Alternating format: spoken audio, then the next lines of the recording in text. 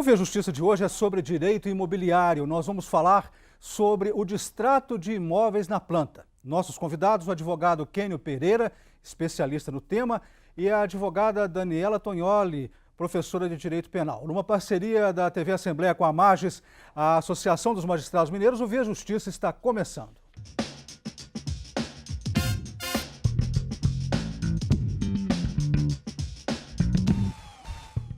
Um termo de compromisso sobre distrato de imóveis para adoção de novas práticas contratuais entre incorporadores e consumidores está em discussão no Brasil. Como estão essas discussões, doutor Kênio?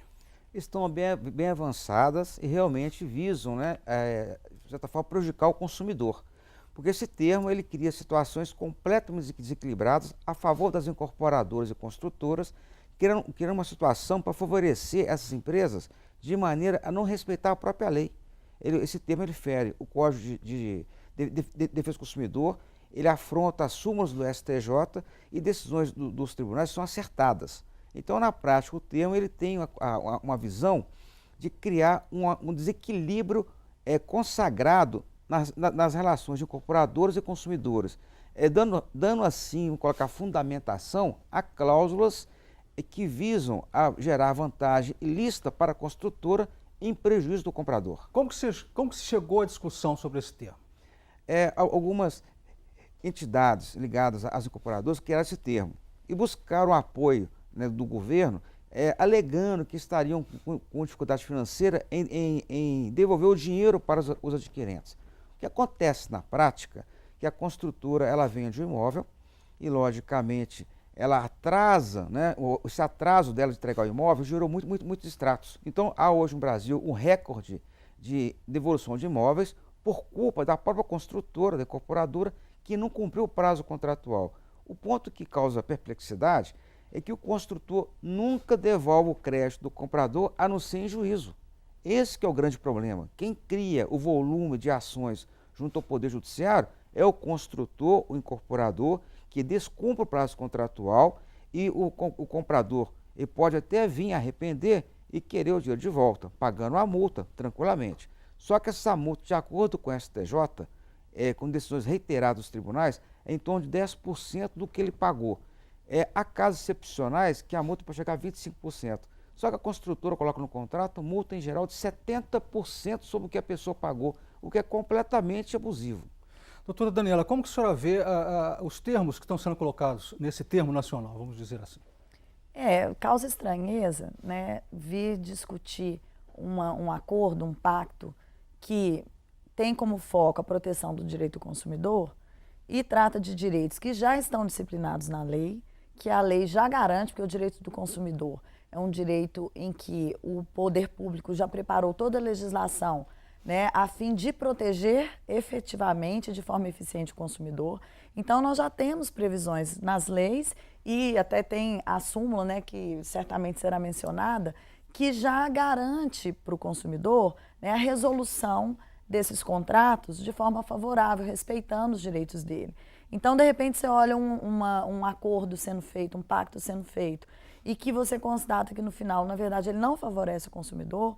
Ao contrário, ele cria alguns entraves, ele vai tornar a vida do consumidor mais difícil, causa uma estranheza, E a estranheza maior é porque não é um acordo entre partes e que aqueles termos ficarão só entre elas, como, por exemplo, eu poderia fazer um acordo como consumidora, como construtora, e de repente fazer um acordo ruim, por falta de orientação, Mas por ser justamente um acordo que envolve muitas representações. Então, assim, causa estranheza, mas, graças a Deus, a discussão foi colocada em pauta, E está avançando e parece que agora é no sentido de corrigir esses abusos. Vamos ver agora um Povo Fala em Belo Horizonte. Pergunta, você se sente seguro em comprar imóveis na planta? E o que o comprador pode fazer para não entrar numa fria? Não, porque você compra um imóvel hoje pela planta, você não sabe a base do imóvel que vai ser construído. Preferiria já comprar o imóvel já pronto, porque por segurança, para saber fazer as pesquisas cadastrais e não saber a índole da empresa que está vendendo. Alguns amigos que compraram imóvel na planta e tiveram problemas. Muitos tiveram que entrar na justiça porque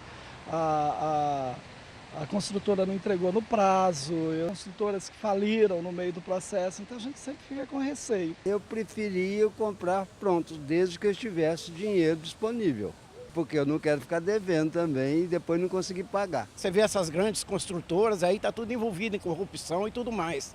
Então você paga uma coisa que você não tem certeza se você vai conseguir tê-la em mãos no combinado. Depende da empresa, né? Tem que ser uma empresa estruturada, que vai entregar o imóvel. Porque se você comprar de uma empresa que não tem idoneidade, ela não vai te entregar. E o dinheiro você perde. Que tipo de precaução que a gente poderia ter e tomar para que a gente compre um imóvel na planta com confiança?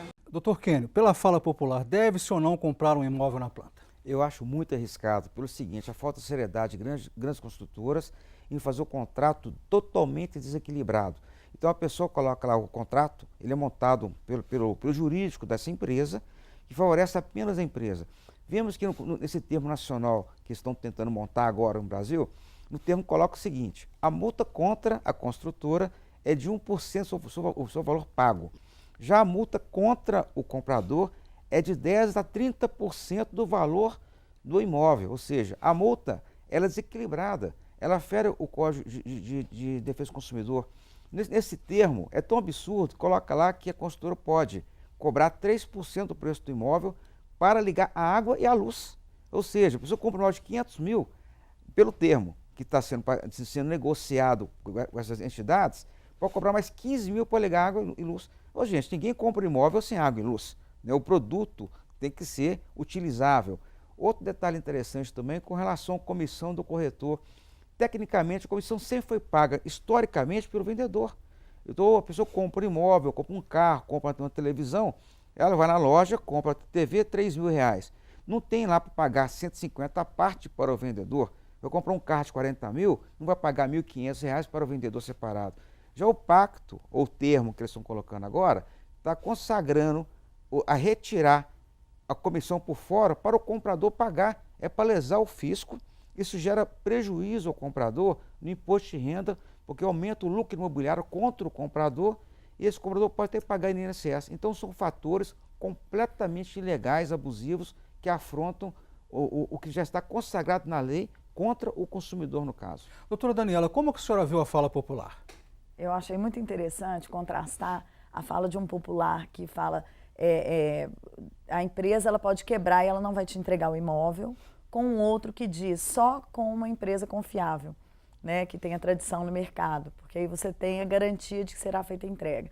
Acho que essas duas falas elas demonstram uma questão real, né, porque no mercado realmente nós temos empresas consagradas, bem estabelecidas, e temos empresas que realmente não têm seriedade ou boa prática no mercado. E essa é a grande questão, né? E é um mercado que justamente por essa oferta que ele faz, que ele seduz o consumidor, né, com uma esperança, com a ideia de que todo mundo tem esse sonho da casa própria, né? Então ele explora esse sonho da casa própria e ilude a pessoa de que ela terá oportunidade, justamente porque o imóvel é na planta, então ele vai sair um pouco mais barato, ele vai ter melhores condições de pagamento, ele ilude a pessoa e vai atrair o consumidor. Então esse é o grande risco, porque tem muitas empresas que realmente pela falta de seriedade vão cometer verdadeiros crimes contra o consumidor, né? Vão cometer estelionato, porque desde o início eles já entram de forma aventureira no mercado, né? Atraindo o recurso do consumidor sem ter realmente condições, né, de construir, de levar isso até o fim, até a entrega, e, portanto, eles estarão ludibriando esse consumidor desde o início. Ouvir a Justiça faz agora um rápido intervalo e voltamos em instantes.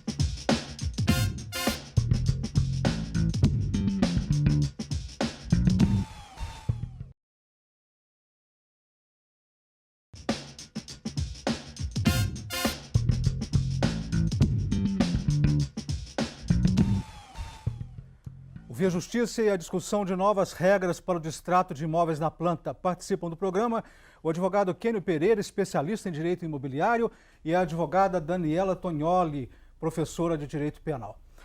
Doutor Kênio, gostaria que o senhor falasse agora. O senhor disse que são muitos casos de distrato. Tem mais ou menos um número? Só em BH são quase 2.000 casos aqui em Belo Horizonte. No Brasil são milhares. Então isso é que gerou realmente a motivação de fazer esse pacto ou termo. Para quê? Para amenizar, né, a situação deles estarem perdendo as ações. Um fato interessante é esse. Na realidade, o consumidor, o comprador pode entrar com a ação, reivindicar seu direito, ele ganha a demanda, porque ele tem o direito de receber o seu dinheiro. Um fato interessante é que o termo coloca até, caso a construtora descumpra o contrato e tem que devolver o dinheiro para o comprador, esse termo coloca lá carência de 6 meses até 60 dias de carência. E um ponto interessante é que esse termo que está sendo elaborado, quero colocar bem claro, não é lei, porque coloca obrigações somente para o comprador e coloca situações que parece que irão reduzir as demandas, mas não tem nesse pacto, no termo, nenhuma multa contra a construtora. É interessante. Então cria uma situação que parece que vai pacificar o mercado de forma ilusória. O que acontece é que eles querem induzir a população a erro, até os magistrados que têm acertado de forma brilhante nas decisões de punir a má-fé no mercado imobiliário. E no final das contas, que eu fico vendo, lamentando, que o mercado tem boas empresas, mas o povo já confirma o medo das pessoas comprar na planta. Quem criou esse temor foram os maus empresários do setor. Doutora Daniela, são muitos casos na justiça? São muitos casos na justiça, principalmente porque as construtoras elas se negam a fazer a devolução, né? Então logo seja informado para elas o desinteresse do consumidor em continuar no contrato. Então elas resistem. Então necessariamente o consumidor vai ter que entrar na justiça, tanto para ter reconhecido o seu direito de não continuar naquele contrato, e isso todos nós temos, não estamos obrigados, não é, a permanecer nessas relações jurídicas, contrário à nossa vontade. Para isso, todo contrato vai ter uma cláusula resolutiva, vai ter que ter uma solução, e a solução é a devolução do dinheiro. E isso a construtora não quer fazer. E por essa resistência, necessariamente as pessoas vão ficar aí anos na justiça, né, para ver garantido um direito que já estava previsto. Mas por que as construtoras preferem ir para a justiça do que resolver amigavelmente? Bom, são várias as razões, né? Muitos acreditam que o tempo de espera na justiça é compensador pelo fato da pessoa estar segurando com ela o dinheiro, né? E com isso está fazendo aplicações, alguns acreditam nisso, né? Outros porque você, pela demora da justiça, você vai ganhar um tempo, então no dia que sair, você faz aquele acerto sem comprometer no momento, né? Então se você imagina que uma ação possa demorar 4 anos na justiça, são 4 anos que ela não tem o compromisso de desfazer desse dinheiro, né? Mantendo o dinheiro, inclusive, no negócio, porque é uma outra questão, né? É um dinheiro que entra para compor, em conjunto com outras pessoas, né, o desenvolvimento de um empreendimento. E muitas vezes a construtora, ela na verdade não tem como garantir, né? Ela não faz essa previsibilidade financeira, ou seja, eu preciso de dinheiro para garantir quem queira sair e para garantir que o negócio vai até o fim, que a obra será entregue, né? Que ela vai ser concluída. Então, a motivação da construtora passa por muitas razões. E outro fato interessante também que quero colocar, que a construtora conta, né, com aquela postura passiva do comprador, que o brasileiro é muito cordado, então as pessoas não querem litígio. Então a construtora às vezes cobra 3, 4 vezes a multa, o valor normal, que seria 10%, coloca 70%, e ela conta com aquela boa-fé, com aquela postura da pessoa aceitar. Então dá lucro lesar o consumidor, é lamentável isso. Eu acho que é importante que o Poder Judiciário ele veja isso de forma mais criteriosa, até determinando de forma liminar, antecipando a tutela, para devolver o dinheiro do comprador. Porque o comprador não pode ficar, às vezes, sendo lesado, esperar anos para receber o que é direito dele. Então, a própria construtora conta com essa morosidade para pressionar o comprador a não entrar com a ação e para pagar a multa altíssima. Eu quero colocar bem claro, vale a pena reivindicar em juízo o valor correto. Os juízes, os desembargadores, têm acertado constantemente nas decisões. Agora, eu entendo que deve haver mais celeridade nesse sentido para inibir a má-fé no setor. Doutora Daniela, quais são os crimes mais comuns, né, de serem caracterizados por meio dos contratos de compra e venda de imóveis? Então, embora as pessoas tenham muita dificuldade de enxergar o ato criminoso sendo cometido, mas a partir do momento que você identifica uma repetição de atitudes por certos empresários, né, em estar ludibriando o consumidor, nós temos, em especial, a falsidade ideológica, que é quando eles colocam informações mentirosas naqueles documentos que estão sendo produzidos, né? o estelionato, que é essa prática de enganar o outro, né, levá-lo a acreditar que ele está fazendo um bom negócio, né, que ele não terá dificuldades em garantir esse negócio e que o empreendimento é bom. E temos também a questão da incorporação criminosa, né, porque muitos incorporadores vão colocar informações também a respeito dessa incorporação que eles não vão conseguir garantir no final. Então, é só chamando atenção para o seguinte, é possível sim que as pessoas queiram empreender e de boa fé realmente vão ser mal sucedidas, isso é diferente. Agora, quando a gente fala do crime, a gente está falando daqueles empresários que já entram no mercado com a má fé, tá, de lesar, de atrair o dinheiro do consumidor, sabendo que ele não vai cumprir o prazo da obra. Mas curioso que a gente não vê muita ação penal nessa área. Não, talvez por desinformação, porque assim, em matéria penal é mais comum as pessoas estarem atentas aos crimes violentos, ao roubo, né, ao homicídio, ao estupro, né? E as próprias autoridades, porque o volume de criminalidade é muito grande, né? Então, como são negócios particulares, se a própria pessoa não estiver atenta para o fato criminoso, ele vai passar, muitas vezes, desapercebido. Você não vai ter, embora seja um crime de ação penal pública incondicionada, ou seja, o autor da ação seria o Ministério Público, você não vai ter, a não ser no caso do consumidor, o Ministério Público do Consumidor, através dos PROCONs, mas não com um olhar criminal. Então, eles estão verificando ali questões de natureza civil, de natureza contratual, e muitas vezes não estão questionando o dolo, a má-fé do sujeito que já intencionou colocar daquela forma no contrato para lesar o consumidor. O Via Justiça faz mais um intervalo e voltamos em seguida com o bloco final do programa.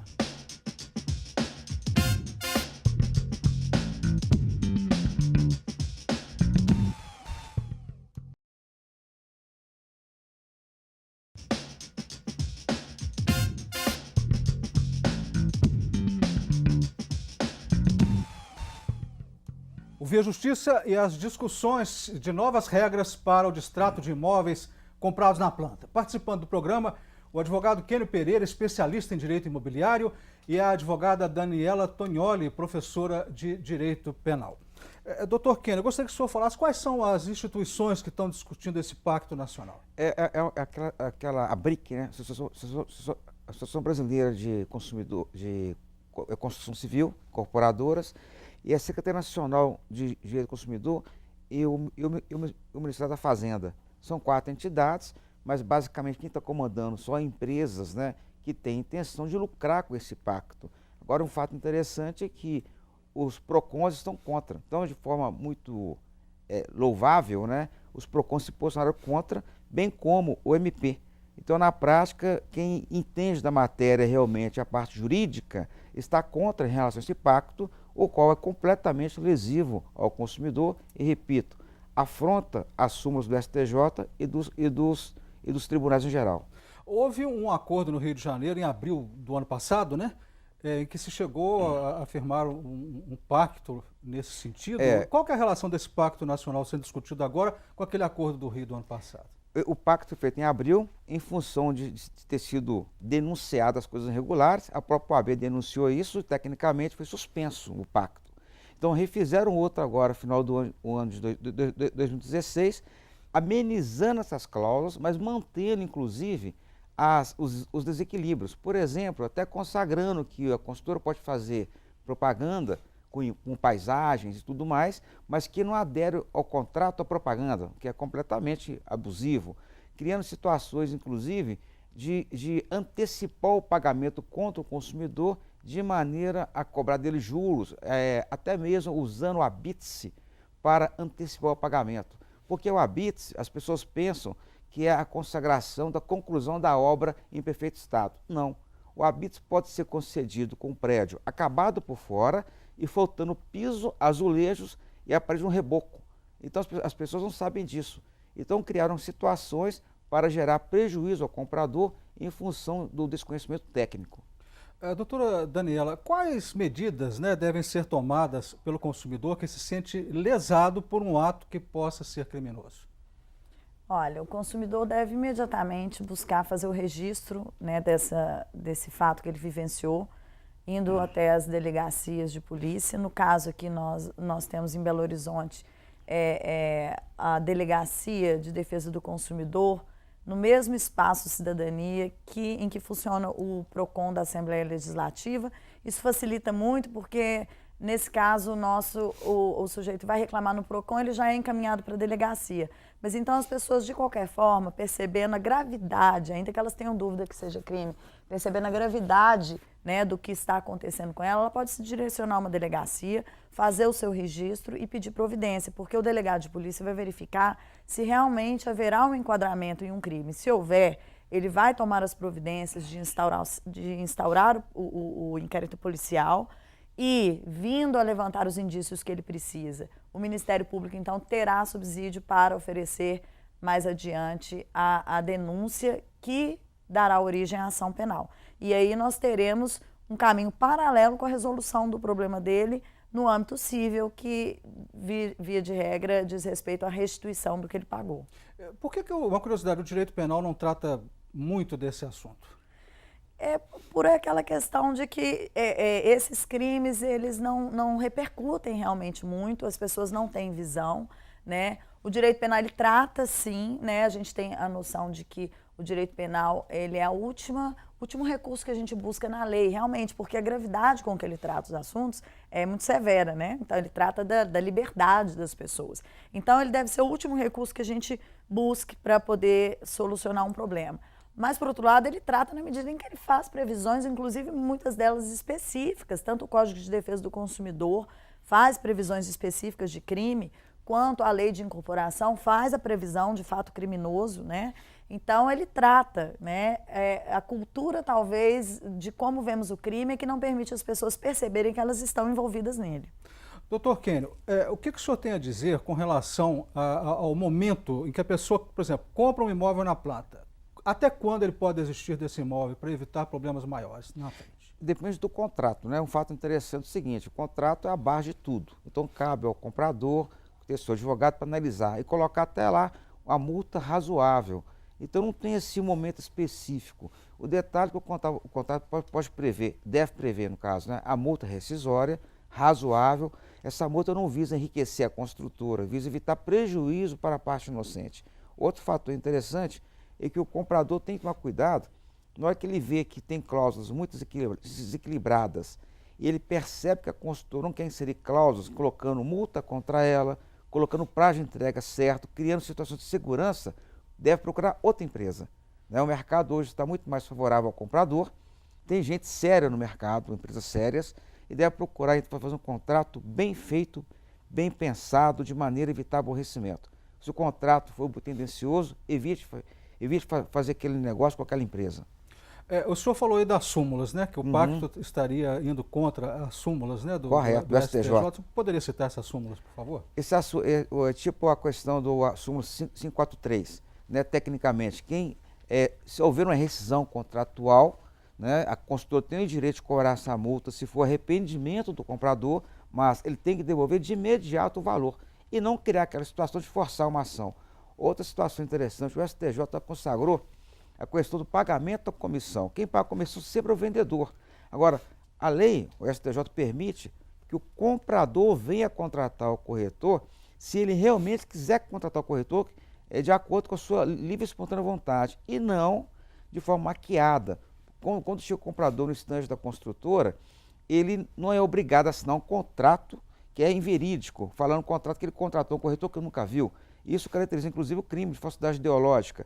E outro detalhe interessante também, que a construtora, quando ela joga a comissão para o comprador pagar, ele está lesando o comprador com estelionato, porque vai pagar mais imposto em cima desse valor. Temos um minuto para encerrar o programa. Considerações finais, doutora Daniela. Pergunta a senhora, o sonho da casa própria, pelo que a senhora e o senhor, doutor Kênio, falaram aqui, virou um pesadelo no Brasil? Pode ser um pesadelo, né? E o que o consumidor tem que estar atento é para ter cautela, né? Fazer uma revisão dos contratos, buscar algum tipo de assessoria, né? Algum tipo de auxílio para que seja verificada, então, a segurança do negócio que ele está realizando. Isso é muito importante. Doutor Kênio? Eu acho que é importante a pessoa realmente entender o assunto, não agir pela emoção. e raciocinar bastante antes de concluir qualquer negócio e buscar consultoria nesse aspecto. Muito obrigado ao senhor, muito obrigado à senhora pelas participações. O Via Justiça de hoje termina aqui. Este programa é uma parceria da TV Assembleia com a Mages, a Associação dos Magistrados Mineiros. Nosso e-mail para contato, viajustiça@mages.com.br. Até o nosso próximo encontro.